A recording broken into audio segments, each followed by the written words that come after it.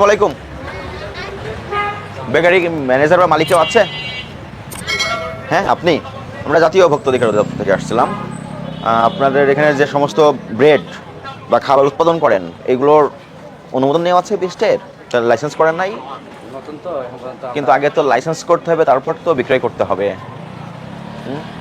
আমরা তো লাইসেন্স করা নাই?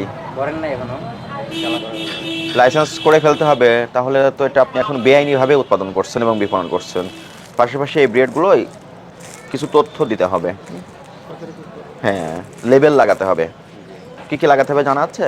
ডেট দিতে হবে, স্পট ডেট দিতে হবে। হ্যাঁ হ্যাঁ, তো এগুলো দিচ্ছেন না কেন? আপনি তো জানেন। আপনি কি আবেদন করেছেন এগুলোর জন্য? লাইসেন্স জন্য বা বিএসটিআর অনুমোদনের জন্য আবেদন করেছেন? আবেদনের কপি দেখাবেন। এগুলো সবসময় নিট অ্যান্ড ক্লিন রাখতে হবে, ঠিক আছে? স্বাস্থ্যসম্মত পদ্ধতিতে এগুলো উৎপাদন করতে হবে। ভিতরটা একটু দেখে একটু সরান। আপনাদের কিছু কিছু ত্রুটি বিচ্যুতি আছে, এগুলো সংশোধন করবেন, এই জায়গাটা পরিষ্কার পরিচ্ছন্ন রাখবেন, ঠিক আছে? আর ব্রেড যেগুলো তৈরি করেন এগুলোই লেবেল দিতে হবে অবশ্যই।